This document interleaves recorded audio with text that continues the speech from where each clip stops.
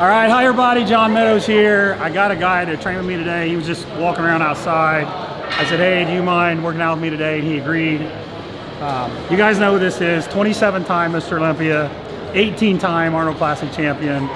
Well, I love to think that. So Jay Cutler's here, and he's gonna take me through a workout. Jay has a style that he used that I want you guys to see. And I'm not gonna tell you what it is, so let's just get to work. I'm excited to actually be, I've heard about all your training. I see a lot of your athletes out there, and I'm still curious to see what kind of goes behind with the people I travel. I travel to all these different places, and I get to see all these different, there's a lot of theories out there, right? The internet changed everything for us, right? So we started when it was just magazines. It was magazines. And I remember reading magazine articles, and I've seen your stuff, and to see actually videos now, it's a lot easier than, I used to try to make these guys come alive in the magazine when I would watch someone's workout routine. Yeah. So now your theories can be shown so much better on video. So it's you know, I'm a high volume trainer, so we're gonna see how kind of we go through and how we mix and match with stuff, and see what the viewers think out there. Well, I think the interesting thing too is our health. This is his birthday, man. His birthday. Catching you fast. 46, 47 here. I started training when I was 12. What year did you start training? I started when I was 18 and 9. I started August 3rd, my birthday. Okay. 1991 I started. 1991, okay. So I did my first show in 1985. Nice. I was 12. I was 12. So that's when Rocky IV came out. We were just talking about that. I know. And that's what inspired me to get into weight training. So my friends and I used to have an hour to 2 hour long conversations where the rule was you can only use Rocky IV lines. Like anything you say to each other has to be a Rocky IV line. So, you know, like you're going to have to go through hell. Yeah. But I'm looking at Paul's here too. Like, you're going to have to go through hell. Remember Tony's line there in the cabin in Russia? Yeah. So we just used to communicate with Rocky lines, man. So those are all the one-liners. It makes it easy when you're training. And I wasn't a vocal guy when I trained. So nowadays, I had to open up and be a different person. I think a lot of my viewers and even people that watch your channel will see that I'm a different Jay Cutler than when I was competitive. Because when I walked in the gym, I didn't want to talk to anyone. Right. If you said to me, Jay, I want to do a video with you, back then I probably would have said, no thanks, because I just wanted to train, right? If you watch my old DVDs, which was my early social media, you'll see I never said anything in the gym. I just kind of did my thing, and I remember thinking, oh man, I'm dreading this guy coming to shoot my video for the week, but then it would be so successful, and that's what created my fan base by showing, hey, this is what he does on a day in, day out basis. Day in, day out. Because listen, people watch from how you load the weights, how, you know, what you do in between sets. So often now when I'm shooting a lot of my YouTube stuff, I try to get my guy to shoot like, hey, what goes on in between the set? Because listen, it's that mind to muscle connection. We talk about it all the time. We'll get into our theories a little bit. I think we should do a little sit down and talk about it. But like, you really have to understand how the muscle works, functions, and everyone's genetics are going to be different. So where, you know, you might have an exercise that works great for you, it may not do anything for me. So that's why everyone needs to learn their own thing and not just say, okay, well, that's what Jay Cutler did, I'm going to follow the exact routine. You know, use those routines, but work your own way and become your own person. So. Yeah, absolutely. Well, certainly what you did worked. And it worked for me. You know, the interesting thing too is I think about, we're going to do another video where we do like more of a Q&A. What works for you at one point in time sometimes even changes. And then it becomes even a whole nother level of, okay, well, I feel like, and you know, when somebody like you, like you're trying to get to your ultimate genetic potential, so like trying to squeeze out that extra 2% or 5% could be the difference between you winning or getting second. Like that little bit even. You know, John, did I actually reach my potential? We don't know. Because listen, I was stubborn, so I did have people that trained me, advised me, but I'll be honest, man, I was pretty open-minded. I'd look at an amateur that wasn't even close to my level in a magazine and say, man, I'm gonna try that exercise. Yeah. I see exercise in the gym today that I never would have thought about doing. I was a standard bench press, squat, deadlift, and we had variations of that, right? But now, you know, you see these different things that these guys are doing in the gym, and sometimes I'm like, why is this guy wasting the time doing that? But at the same time, if that's what keeps people enthused, because we know, listen, it gets monotonous, our lifestyle, right? Yeah. We talked about the diet and like the day in, day out. I mean, we're very superstitious where we don't want to change a lot because that's what worked last time. But you're right. You put on a pound or two of muscle, it makes a huge difference on how you go into your training and your nutrition. And when you get lean, you can only train so hard. You can't go balls to the wall that you could have done it 16 weeks out. Right. When you're 4 weeks out, you're just kind of on cruise control, and you have to know when to shut off your mentality to say, okay, I can't push myself beyond, because then you risk the injury and then you're not in any shows, right? That was one of the hard lessons I learned, actually. I used to... We'll talk about that. That's a great point. So, but today we're going to go as balls to the wall as we can. I've been up since 4 o'clock this morning. I flew out here with delays, but the highlight of my day today is always my workout, but it's more important because it's with John today. So. Oh, thanks, man. Thanks. I appreciate it. So let's get it. All right. So 2 sets to go by feel. I call them feel sets. I hate to say warm up because I think I'm warmed up when I get to the gym anyway. Okay. So let's do a weight that I don't know what you're comfortable with doing, but 2 sets just to get the feel. I'm going to do like 15 reps each set, and then I'll go into my working sets. Let me do, Paul, let me do a quarter. Let me get People often, when I train with people, you know, they say, okay, well, I'm just going to do what Jay does. Sometimes that's a mistake, right? Because people have injuries, or you got to go in what works best. It usually takes me a couple sets to get my elbows. Well, that's why you feel sets, get everything warm, and rock and roll.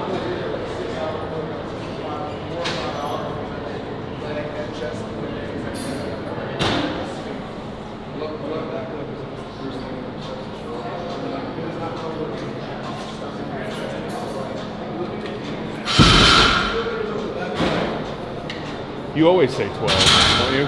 It's like your number. You know, I do so much volume that I just go and I fatigue the muscle. I don't really have to push beyond failure or anything. Because I like it a little lower so I can get under, especially with that. It feels better on my rotator cuff too.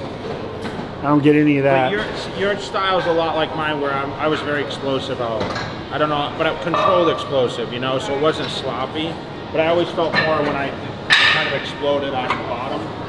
Everything I do is like that. It's like I was a ballistic trainer. So the form always didn't look as good, but I always felt it. But the connection's still there, right? Yeah. I do everything like that, but like leg curls, for example. People are like, isn't that a little fast for leg curl? You really go with it. Yeah. But I still feel it hits those fibers. That's why. Like, I don't believe in the slow training. Honestly, like I see some of the guys train now, and I'm like, I don't believe in this kind of. This doesn't work for me. Like, if you're trying to teach somebody how to do an exercise, but when you're actually training, you got some experience, like. No one ever trained like that in the beginning. No one. You know what I mean? Just go a quarter. I'll do a quarter. Dude, it was all the same style, all right through the movement, you know. Training just seems a little boring without that aggression too.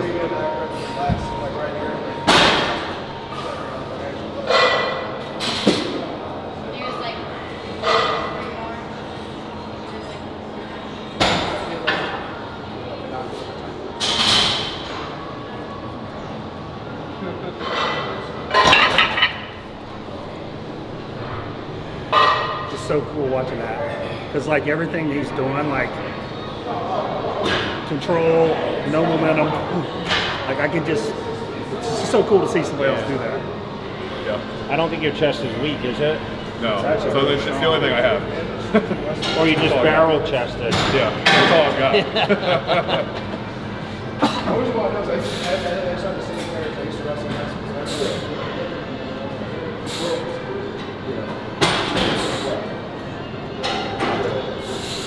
How many is that?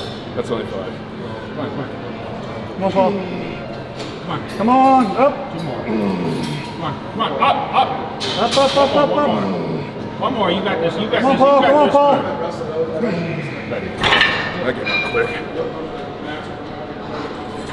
All right, so with these, so the most common thing people ask me is about pyramiding up, right?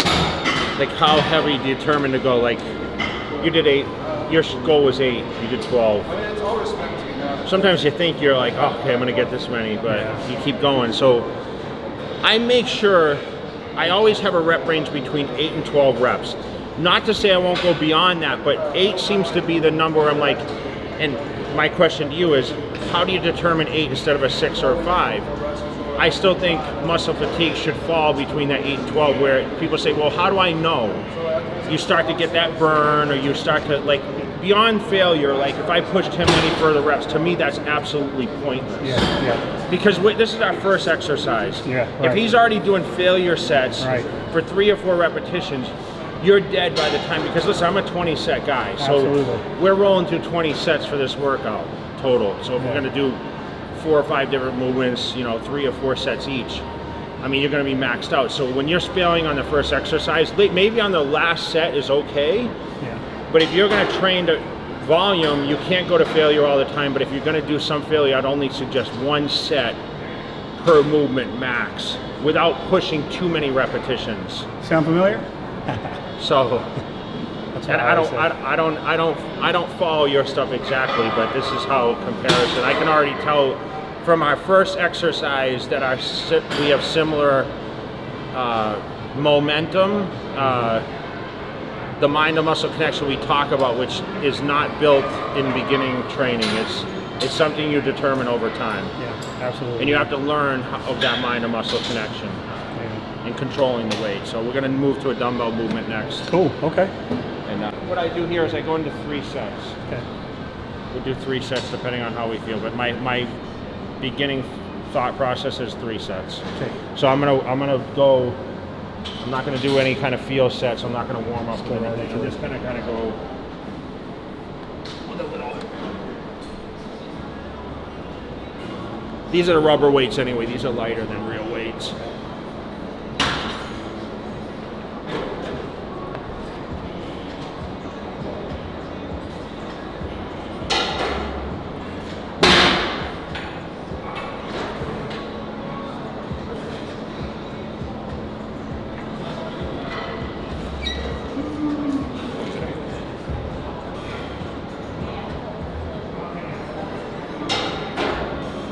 So what I'll do on after a few reps is I'll stop and I'll connect to the contraction, and then I'll fall back into the movements. Okay.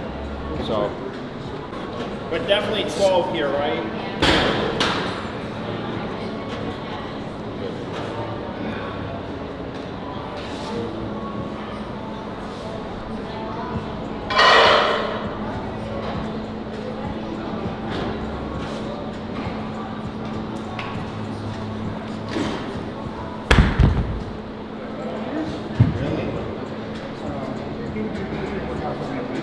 And where is he now? Still fine. Still at it. Most of the guys, right?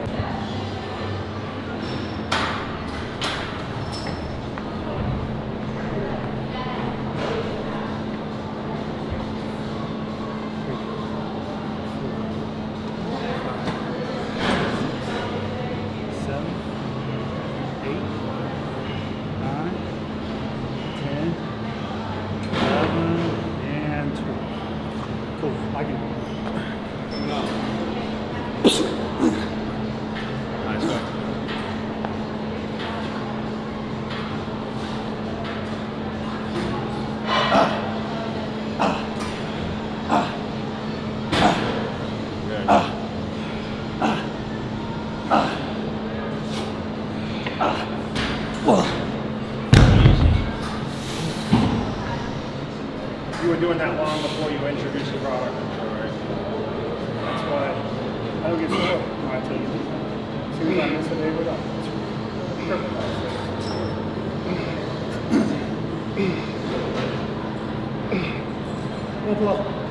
12 reps. 12 reps.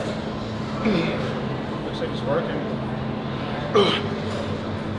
Your pecs full right now? Yeah. Yeah. Are we staying with this or are we going up at me? Huh? What do you think? You did 12, right? I could definitely probably get 12 with I'm gonna go up just. I'm gonna go up 90, 95? Yeah. I'm thinking 95. Yeah. Yeah, go ahead.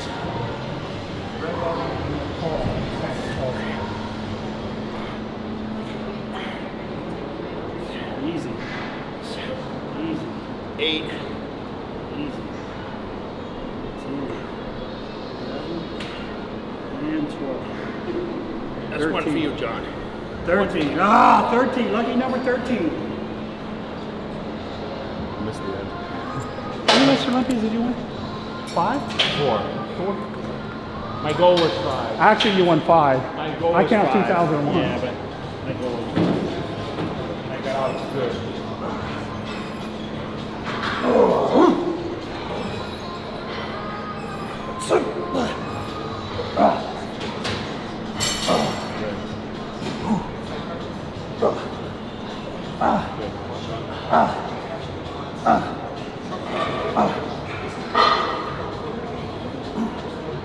Easy, easy, easy.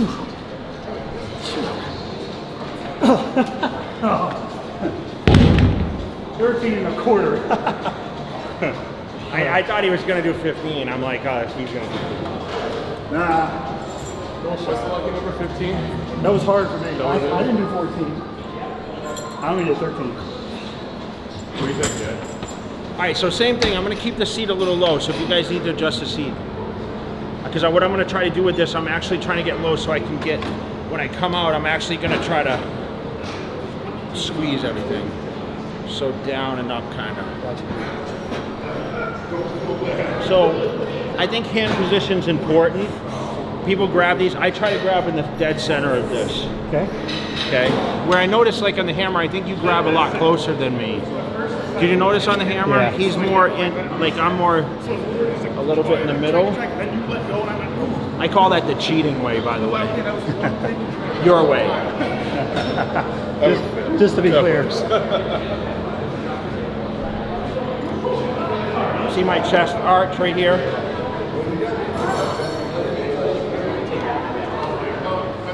He's got healthy shoulders. See his range of motion? That's a guy there who has really flexible, healthy shoulders.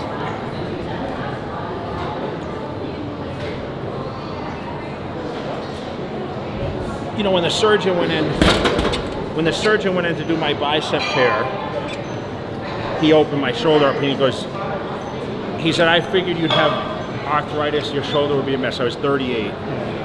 He said, your shoulder looks like you've never lifted weights in your life. Dude, you're moving. That's what he told me. Yeah.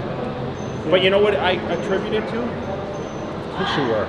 Absolutely, man. That tissue work, because when I started working, Chris Cormier led me to this guy. Yeah.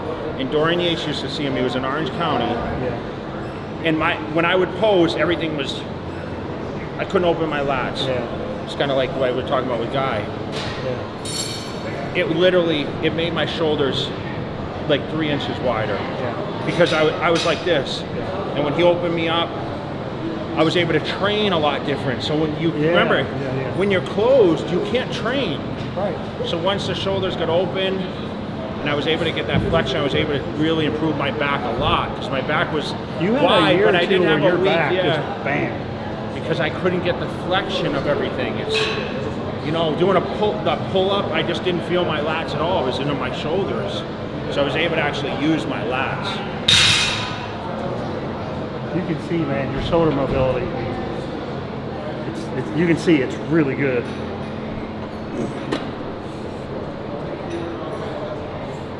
Good.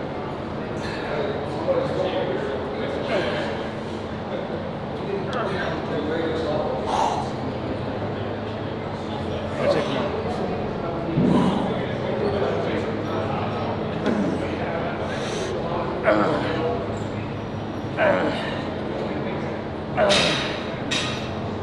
Oh man, whoo, that's burning, baby. That's burning. But unfortunately, we have social media today, so. That's it, come on.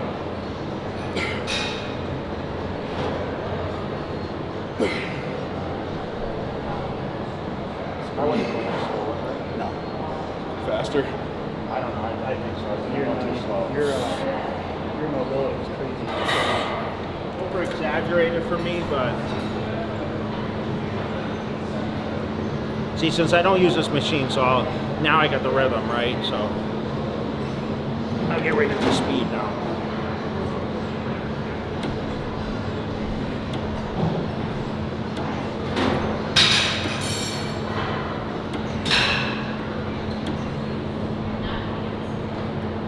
Yeah. Yes.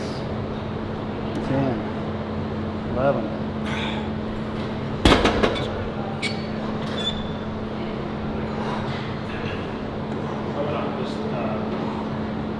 One plate.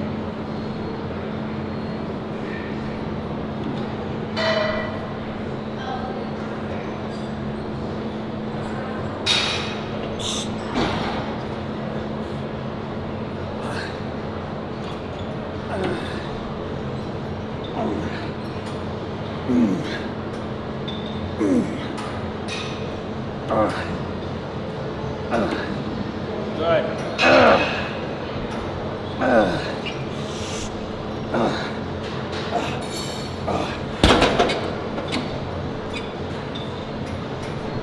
Your chest stays your highest point. You should see this from the side when he does this. Okay. Remember, that's important. So really keep that keep the shoulders back. My The shoulder chest high. mobility is horrible. Huh? I know, but how are you going to get huge? There you go. Yeah. Remember, you don't have to come all the way and touch these things. Yeah. Like, it's just a contraction. So think about, really contract the chest. Think about squeezing the chest more than touching the things together. Because you don't have to touch those. That's actually going to take the tension off the chest. Put it on your front hip. Good, come on. Keep the chest out. Keep the chest out. There you go. That's it. You're done. You're done. You're done. You notice on the last couple, I cut it short so I could keep my form. Yeah. I try to tell people rather than using slow form, put your range of motion down so you keep your body position where it needs to be. I didn't take my struggle. I took a struggle. That's pretty good, that guy. Oh, Yeah. it doesn't have stim in it though, right? Yeah. It's got does? no stim. Loaded. Yeah, that doesn't have Zero stim. stim.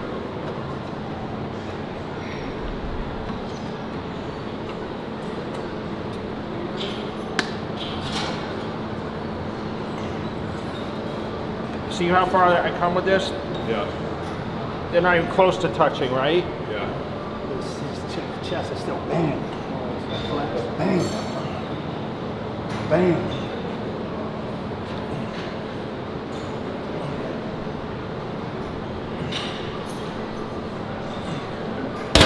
How many was that? YouTube series How many was that?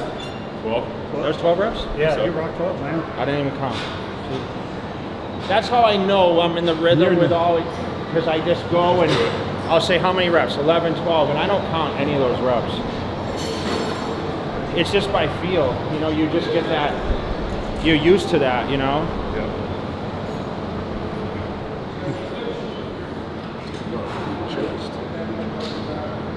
Yeah. John needs to get back on stage. He's gonna. He's got up. Yeah, see the fullness? Yeah.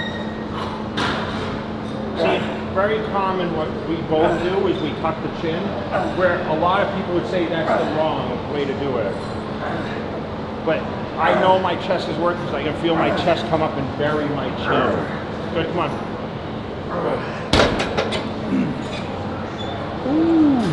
You know, it's funny when I trained with Connie, you know, for a couple of years, and he told me to keep your head back. It just didn't feel the same.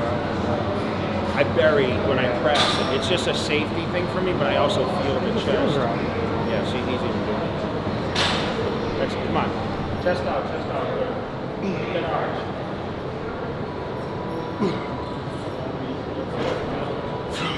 Come on. That's it. Remember, you don't have to extend so far. Keep your position, keep your position. Squeeze the chest, squeeze. There.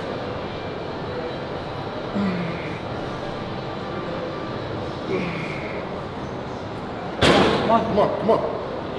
Yeah. It's like these guys that touch the dumbbells together. Gravity doesn't go very far. You treat it like a barbell, man. It's like. Okay, so what's the next exercise? Whatever you say.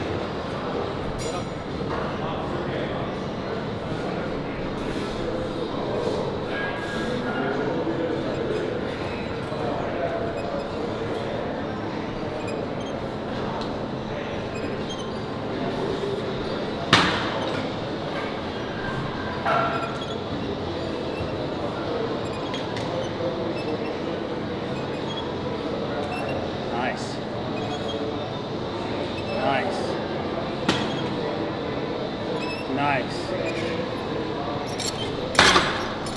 See how he lifts up into the contraction? That's heavy. I was going to say 50. Like I struggled to get 12. 50, and even 50 might even too heavy. Well, just see what it's just gonna. You'll know after 4 reps.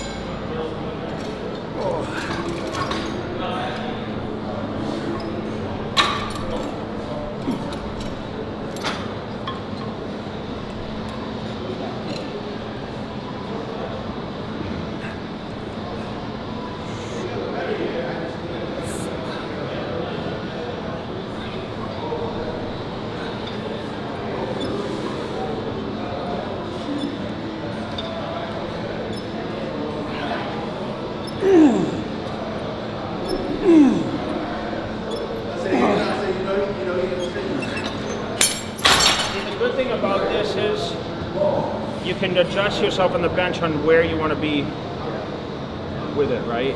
Yeah. That was hard. It was hard for me. It felt good though. Good set. Come on. Good. 2, 3, 4, 5, 6, 7, 8. Come on, Paul. 9. Right there, right there. Right there, break it down. Just pump them on a couple reps. 10, there you go. Break it down, break it down. Keep your form. 1. One more, half rep. All right, good job. I got you. All right, so the most forgotten exercise, the cable flies, okay, which a lot of people don't do because they're too lazy to bring the bench over to where the cable station is, or someone's camping out of the cable station. So what I like about any cable movement, where the misconception is when I started training, people are like, oh, cables are for finishing movements. It's bull.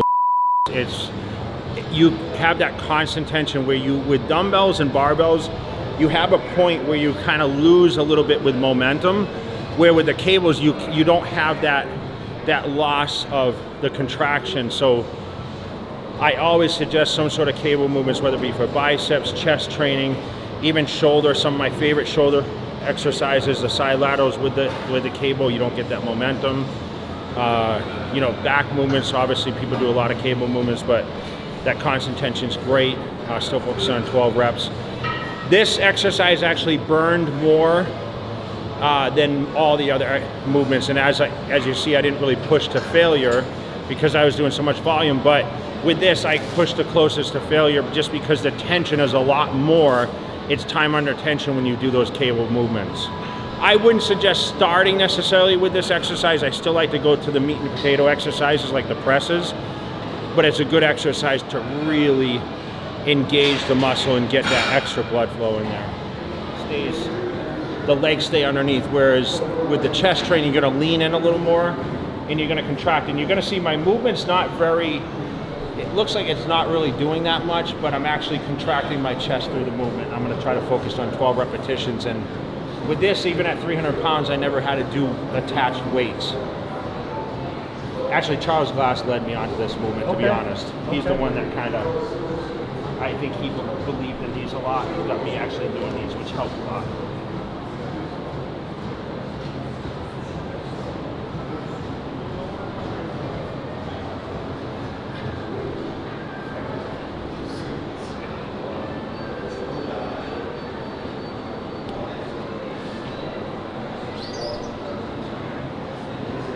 So I want you to watch how I do these. I used to really admire Vince Garanda's work, and he had a style he used on these. I want you to tell me what you think of these. I typically,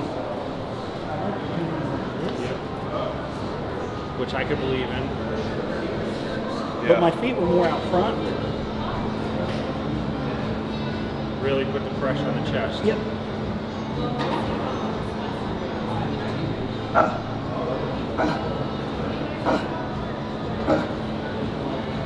Now, if I asked you where you felt the movement the most, would you say lower pec, outer pec, or the all-around pec? To me, it looks like it's working Right here. this. Yeah. Yeah. Yeah. Because you're just kind of sitting there in that groove too. Yeah. What's your best body part? Hamstrings. Probably hands, maybe quads. Do you like training chest? Yeah. I had a couple years where my chest was really blown up. I always liked the side chest like that. Yeah. But where I struggled was my back. That's where I struggled. It got pretty good eventually once I was a couple years from getting my pro card, but my back gave me fits. I do a bunch of exercises where you probably like, man, that's weird. But like you were saying earlier, I had to do some of that stuff to. Would your argument be that facing this way is more overall chest? No, I switch back and forth. It's the strangest thing, but people always ask me that, and I didn't have a theory for it. But I know if I was to do dips, I would always face out. So I would always be, like for triceps, I would face out, and I never face in, because I figure, okay, going in is gonna work more on my chest. It's a mental thing for me. And listen, the handle thickness makes a difference too. On the thinner handles, I can't do it. I feel like I'm gonna tear my chest. All right, so you to the end, right? Yeah, yeah. And I actually had my feet out. And you're doing here? Yeah, and then I was just dropping in there. Okay, I see. Yeah, right there. That's it. Right there.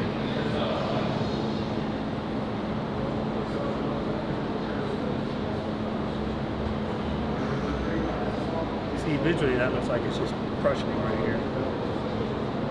Yeah, we did these in Virginia. Yeah. Yeah, you can really see it. That's why I asked you. It looked like, I mean, your shirt's tighter than mine, but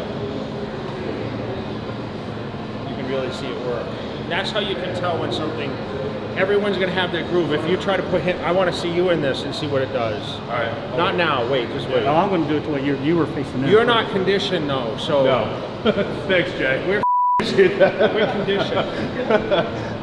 Dude, we're volume trainers. What Jay just said is one too many cookies for this guy over here. I had my feet back a little bit, right where you, I just put my feet back like a little bit.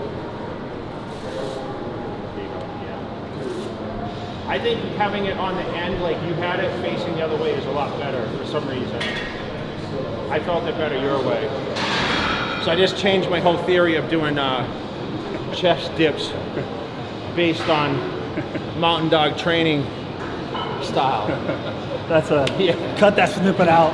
We're going to replay that over and over. Pump my ego up.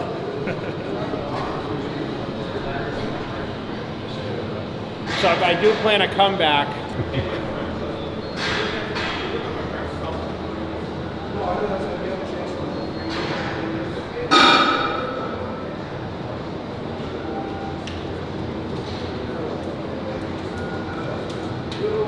Yeah, man, that's brilliant.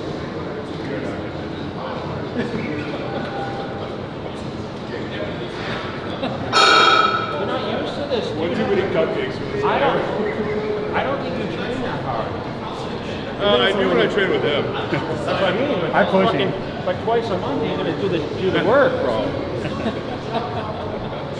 When I first started training, all these guys in the gym be like, "Oh, let's make them throw up," and then eventually, His leg are I'm sure. Still. But I'm used to it though. It's not just routine like for you, I'm yeah. not trying to. And when I train with people, like my thought is, I don't try to kill anybody. Yeah, I just I try don't to kill either. myself. Yeah. And then, if you get a good workout, that's great. But I want to push myself. Squeeze that chest good.